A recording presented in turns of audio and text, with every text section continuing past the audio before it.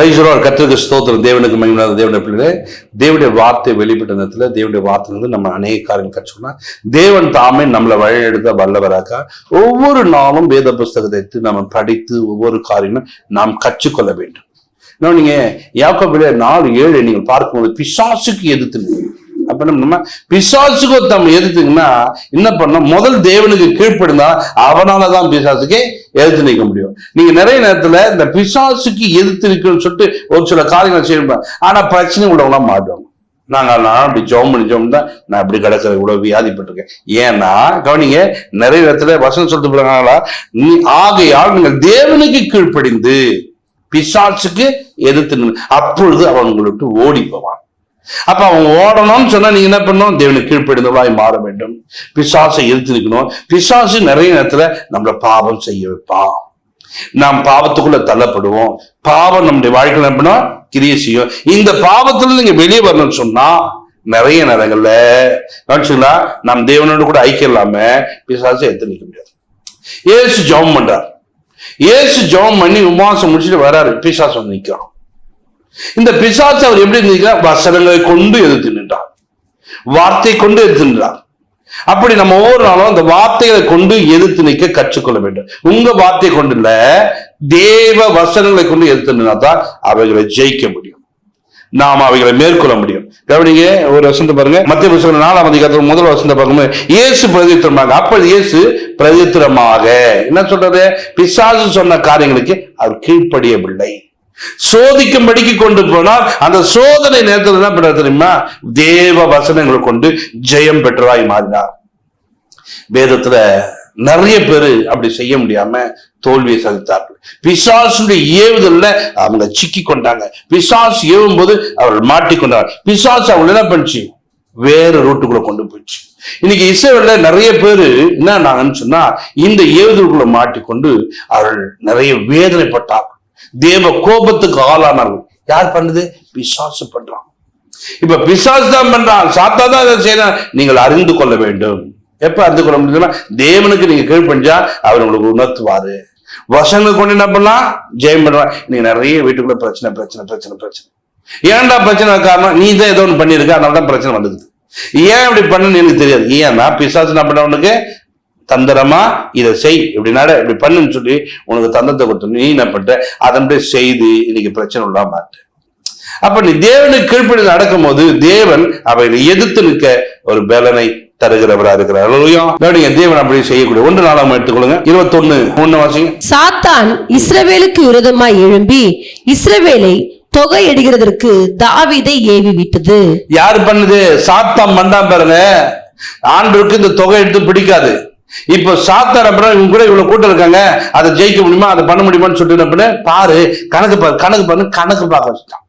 இப்ப தொகையிட ஏவுதல் பண்ணவனையும் தாவீது பண்ற கூட அதை பண்ணக்கூடாதுப்பா, அப்படி செய்யக்கூடாது, கர்த்தருக்கு பிடிக்காது. ஆனா இவர் செய்யக்கூடிய மாட்டார்.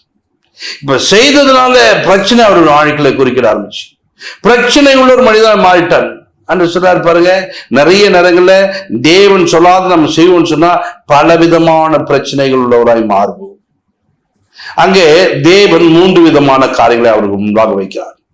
அப்ப பஞ்சம், பட்டயம் தோத்து கவனிச்சுங்களா, அவனுடைய சத்துருக்கள் பின்தொடர்ந்து இந்த பட்டயம் தோத்து காரியங்கள் இவருடைய வாழ்க்கையில ஏண்டா அதை செய்ய ஆயிட்டார். இன்னைக்கு இந்த ஏவுதல பிசாசு என்ன பண்ணா, அவங்க கையில கொடுக்கும் போது தந்திரமா கொடுப்பான். நல்லா ஜபிக்கிற மகத்தான், நல்லா ஜபிக்கிறது தான், போ லோனை வாங்கு, கண்ணை வாங்கு, தந்திரமா கொடுப்பான். கத்தத்தாங்க, ஜெபம் பண்ணுங்க, தேவன் தாங்க அதை வாய்க்க பண்ணார். தேவ சித்தமா நீ கடன் வாங்கத்து, நீ அநேக ஜாதி கடன் கொடுப்பான்னு சொன்னார், நீயோ கடன் வாங்குவதில்லைன்னு சொல்லி வாக்குப்படிக்கா கட்டளைகளுக்கு ஒரு மனிதன் கீழ்ப்படியும் போது, அவர் சொல்லிய வார்த்தைக்கு ஒரு மனிதன் கீழ்ப்படியும் போது இன்னைக்கு அநேகருடைய வாழ்க்கை அப்படி போது. ஒரு வீடு கட்டினா டக்குனு லோன் வருதுன்னா உடனே ஒரு சந்தோஷம், லோன் வாங்கி கட்டிக்கலாங்க. ஒரு கார் வாங்கினா லோன் வாங்கி கட்டிக்கலாங்க. இப்படிதான் நிறைய பேர் வாழ்க்கை ஓடுது. இன்னைக்கு நான் சொல்ற தேவன பிள்ளைகளை, நாம் தேவனுக்கு கீழ்ப்படி நடக்கும்போது, தேவ காரியங்கள் உண்மையா நடக்கும்போது தேவன் தேவையை சந்திக்கிறவர், குறைவை மாற்றுகிறவர், நிறைவை தேவன் கட்டளையிடுவதா. கவனிங்க, 1 சாமுவேல்ல 24:1 வாசிக்கும் போது பாருங்க. 1 சாமுவேல் 24:1 நீங்கள் வாசிப்பீங்கன்னா, கர்த்தருடைய கோபம் திரும்ப இஸ்ரவேல் மேல் மூண்டது. இஸ்ரவேல் யூதா என்பவர்களை இலக்கம் பார் என்று அவர்களுக்கு விரோதமாய் சொல்லுகிறதற்கு தாவீது ஏவப்பட்டான்.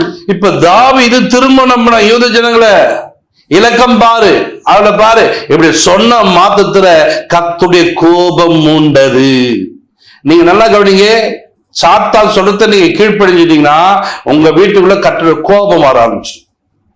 இந்த கோபம் இஸ்ரவேல் மேல வந்ததுனால, இந்த கோபத்தினால இஸ்ரவேல் ஜனங்க நிறைய நேரங்களில் வேதனைப்பட்டார்கள், கலங்கினார்கள், துன்பப்பட்டார்கள். அவருடைய வாழ்க்கையில நெருக்கம் அவருடைய வாழ்க்கையில தான் இருந்தது.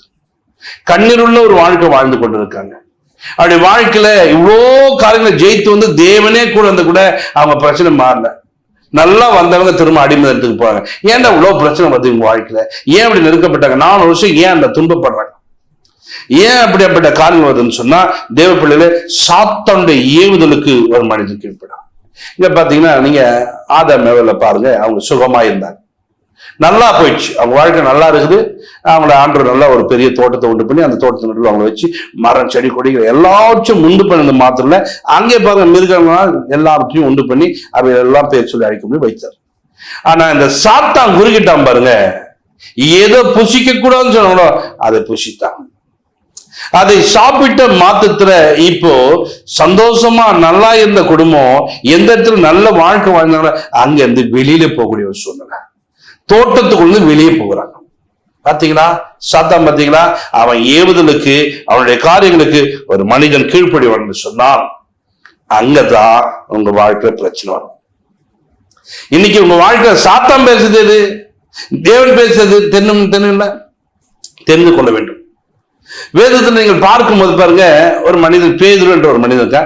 இந்த பேதுருவை நீங்கள் பார்க்கும் போது என்ன யார் என்று சொல்றாங்கன்னு எல்லாரும் கேட்கும் போது பேதுரு டக்குன்னு சொல்லிட்டாரு, நீ ஜீவனுள்ள தேவனுடைய குமாரன். அவரை பார்த்து உயர்வா பேசுறாரு. மாம்சம் ரத்தம் உனக்கு வெளிப்பட்டல, என் பிதாவே வெளிப்பட்டினார் என்று சொல்றார். அந்த சம்பவம் முடிஞ்சு கொஞ்ச நேரத்தில் பாருங்க, நான் இப்படி சிலுவைக்கு போறேன்னு சொல்லும்போது இது உங்களுக்கு நேரிடக்கூடாதுன்னு சொல்லிட்டு கடிந்து கொண்டார். அப்ப உடனே பாருங்க சொல்ற, என் பின்னாடி சாத்தாரு ஒரே மனுஷன் தான். இப்போ தேவனுடைய வெளிப்பாடு. இப்ப யார் பேசுறது? சாத்தான் பேசுறான். இப்ப யார் கண்டுபிடிச்சு? இயேசு கண்டுபிடிக்கிறார்னா எப்படி கண்டுபிடிச்சார்? அவருக்குள்ள வார்த்தை இருந்தது, வசனம் இருந்தது. அவர் வார்த்தையின்படி நடந்ததுனால அவர் பிசாசு எது பேசுறான், தேவன் எது பேசுறான் அறிந்து. நீங்க என்ன பண்ற? இன்னைக்கு தேவன் பேசுவத அறிந்து கொள்ளாம போறதுக்கு, பிசாசுக்கு வார்த்தைக்கு கீழ்ப்படுறதுக்கு என்ன காரணம்? தேவ வசனம் உங்களுக்குள்ள இல்லாதனாலதான். தேவனுடைய வார்த்தை ஒரு மனிதனுக்குள்ள இல்லை என்று சொன்னால் அவன் தேவனுக்கு கீழ்ப்படதான் மாட்டான். அவனுக்கு வந்து நல்லா பிசாசு தான் பேசுறான்னு தெரியாம போயிடும். இன்னைக்கு நிறைய பேர் வாழ்க்கை நல்லா போயிருந்தவங்க அப்படியே பின்மாற்றத்துக்குள்ள போயிட்டாங்க. தண்ணி அடிக்கிறவங்க ஆயிட்டாங்க, கடங்காரங்களா மாட்டாங்க, விபச்சாரிகளா மாட்டாங்க. ஏன் இப்படி எல்லாம் இவங்க பின்மாற்றத்துக்குள்ள போனது? ஒரு சிலர்லாம் பாருங்க, ஜபமே பண்ண முடியல, ஜபமே இல்லாம ஆயிட்டாங்க. ஏன்? இந்த பின்மாற்றத்துக்கான சாத்தானுக்கு எங்கேயோ நீங்க கீழ்ப்படிஞ்சிருக்கீங்க. இந்த சாத்தான் சொல்ற வார்த்தைக்கு நீங்க செவி கொடுத்ததுனால உங்கள் வாழ்க்கையில் இன்னைக்கு என்ன பண்ண அவன் தெரிய செய்ய ஆரம்பிச்சிட்டான். இந்த சாத்தானுடைய வார்த்தையிலிருந்து நீங்கள் வெளியே வர வேண்டும்.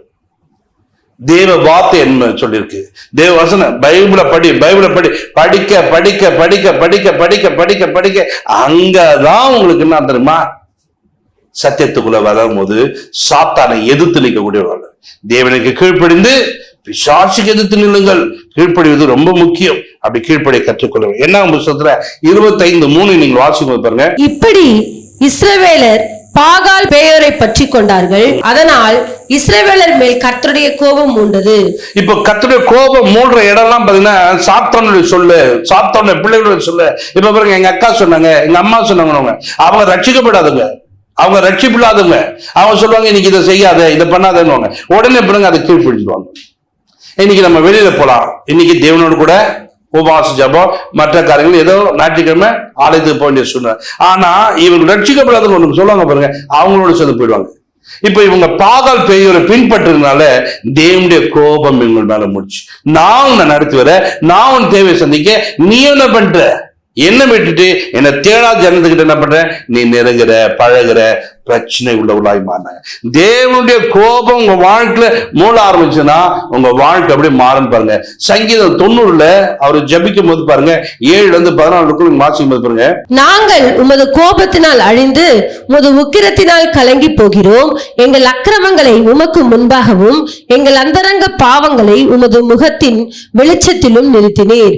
எங்கள் நாட்கள் எல்லாம் உமது கோபத்தால் போய்விட்டது.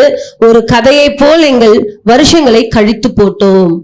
நீங்க இந்த இடத்துல நீங்க பார்க்கும்போது எவ்வளவு பெரிய ஆஸ்வதிக்கப்பட்ட ஒரு ஜனங்க எப்படி மாட்டாங்கன்னா, தேவனுடைய கோபத்தினாலே இவ்வளவு ஆசீர்வாதம் இல்லாம போயிடுச்சு. இவங்க நாட்கள்லாம் அப்படி போச்சுன்னா ஒரு கதையை போல, ஒரு கதையை கேட்டீங்கன்னா அப்படி கேட்டவங்க மதனமே அதே போல எங்க வாழ்க்கை மாறி போயிடுச்சு.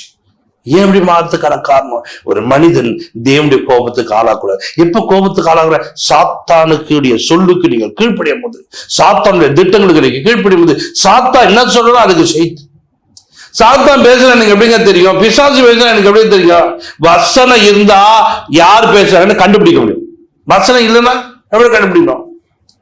ஒரு டாக்டர் பாருங்க, இந்த மருந்து போடலான்ட்டு கண்டுபிடிப்பீங்க. ஏன்னா உங்க டாக்டர்னால இந்த மருந்து பார்த்து கண்டுபிடிப்பாங்க, இந்த மருந்து போட்டா இப்படி ஆகும் அப்படியான்னு சொல்லிட்டு. இப்போ சாதாரண ஒரு மனிதனுக்கு அந்த மருந்து பார்த்தா எல்லா மருந்தாங்க போட்டு விடுங்க பரவாயில்லமா பாருங்க, அதுக்காக படிப்பு படிச்சவங்களுக்கு தெரியும். அதே போல இந்த வேதத்தை படிக்க படிக்க படிக்க சாத்தான் பேசுறது எது, பிசாசு எந்த ரூபத்துல பேசி கொண்டிருக்கான் என்பதை நீங்கள் அறிந்து கொள்ள முடியும்.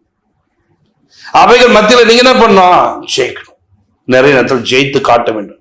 அந்த வசனத்தை வாசிக்கும் போது பாருங்க, எங்கள் நாட்கள் எப்படி மாறிச்சா உம்முடைய கோபத்தினால, அந்த கோபம் எங்க மேல வந்ததுனால நாங்கள் அக்கிரமம் செய்தோம், நாங்கள் அநியாயமாய் நடந்தோம்.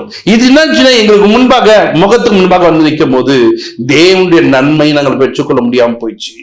தேவனுடைய ஆசீர்வாதம் எங்கள் வாழ்க்கையில வரல. அதான் சொல்ற, நாங்கள் துன்பத்தை கண்ட நாட்களுக்கு சரியா எங்களை மகிழ பண்ணுங்கப்பா, உதவி செய்யுங்கப்பா, எங்களை ஆஸ்வதிங்கப்பான்னு சொல்லிட்டு தேவனிடத்துல கேட்க கற்றுக்கணும். இன்றைக்கு நாம் கர்த்தருடைய பிள்ளைகளா இருக்குன்னா அப்படியாப்பட்ட காரியங்களை கேட்க வேண்டாம். அதுல பாருங்க 8ஆம் வசனம் வாசிக்கும் போது பாருங்க, எங்கள் அக்கிரமங்கள் உமக்கு முன்பாகவும் எங்கள் அந்தரங்க பாவங்களை உமது முகத்தின் வெளிச்சத்திலும் நிறுத்தினீர். இப்போ அக்கிரமம் அந்தரங்க பாவம் எப்படி வந்து ஒரு மனுஷனுக்குள்ள, நீ கிறிஸ்தவ தானே, தேவனுக்குள்ள தானே, எப்படி வந்துச்சு? சாத்தானுடைய சொல்லை கேட்கும் போது இந்த சாத்தான் நம்ம பிசாசு தந்திரமா, அங்கப்பா அவங்க பாரு உன்னை பாக்குறாங்க, அவங்க பாரு இப்படி பண்றாங்கன்னு சொல்லிட்டு அவங்களே பாரு இவங்களை பாரு அவங்க பக்கமா திரும்ப வச்சு கெட்டு போக வச்சிருவான். எப்படியோட ஒரு அம்மா சொல்றாங்க, எங்க வீட்டுக்காரர் என் கூட இல்லைங்க, என் கூட இல்ல.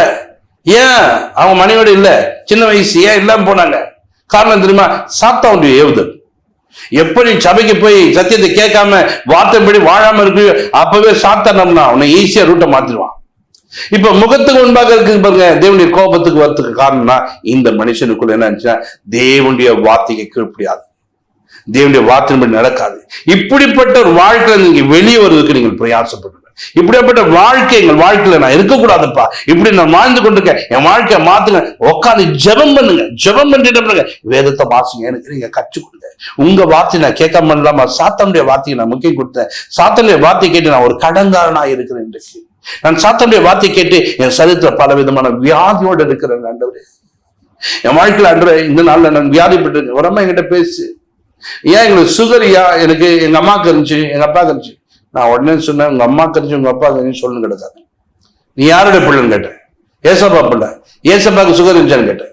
ஏன்னா அவர் என்ன பண்ணிட்டாரு, எப்ப நான் ஞானசனம் எடுத்து தேவனுடைய பிள்ளையா மாறணும் அப்பவே தேவனுடைய எனக்கு தகப்பனா இருக்கிறார். அப்பா பிதாவின் கூப்பிடக்கூடிய புத்திர சுவிகாத்தின், அப்ப நான் அவருடைய பிள்ளை, அவர் எனக்கு தகப்பன். அப்ப அவருடைய குணாதிசயம் தான் எனக்குள்ள வரணும், அவருடைய தன்மை தான் எனக்குள்ள வரணும். அவருடைய தான் எங்க அம்மாக்குள்ள இருந்து அது வந்துச்சு, எங்க அப்பாக்குள்ள வந்து இன்னும் நீ ஜென்ம சோபத்தில் தான் இருக்கிற, ஆவிக்குள்ள வரல. ஆவியில நடந்தா இது நடக்காது. இன்னைக்கு ஆவிக்குள்ள வருவதற்கு என்னால முடியல ஆண்டவரே, நான் அப்படியே ஒரு வியாதிப்பட்டனா மாட்டேன், என்னை நீ குணமாக்கும் என்று கேளுங்க. ஆண்டவரே, இப்படி பிசாசுடைய காரியங்களை நான் கேட்டு அதன்படி நடந்த அதை எதிர்த்து நிற்க வேண்டிய நான் அதை எதிர்க்க முடியாம நான் மாத்திரைகளை போட்டுக்கொண்டு அப்படி வாழ்ந்து கொண்டு கன்ற நீர் எனக்கு உதவி செய்யணும்னு சொல்லிட்டு நீங்க தேவனிடத்துல தாழ்மைப்பட்டு நீங்கள் கேட்பீங்கன்னு சொன்னா பைபிளை நீங்க படிச்சுக்கணுமா, இந்த வேதம் உங்களை உயர்த்தக்கூடியதா இருக்கும். உங்கள் வாழ்க்கையை ஒரு ஆஸ்வாதமா மாற்றும். பிசாசை எதிர்த்து ஜெபிப்போம். பெருலோக பிதாவே உங்களுக்கு நன்றி செலுத்துறோம். உங்களுடைய பிள்ளைகள் ஆண்டவரே, இந்த நிகழ்ச்சியை பார்க்கிறவர்கள் ஒவ்வொரு ஆண்டவரே, யாரெல்லாம் பிசாசுக்கு பயந்து நடுங்கி கொண்டு வேதனைப்பட்டு பிசாசுன்னு சொல்ல கேட்டு நான் இப்படி மாறிட்டேன்னு சொல்றாங்களோ, இந்த நாள்ல வேதத்தை அதிகமாய் படித்து தேவனுக்கு கீழ்ப்படிந்து பிசாசை எதிர்த்து நிற்கக்கூடிய ஒரு வல்லமிழவராய் மாறட்டும்.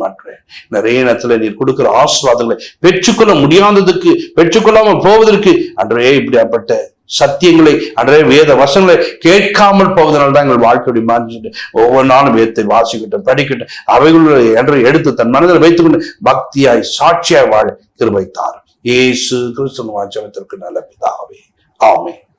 God bless you.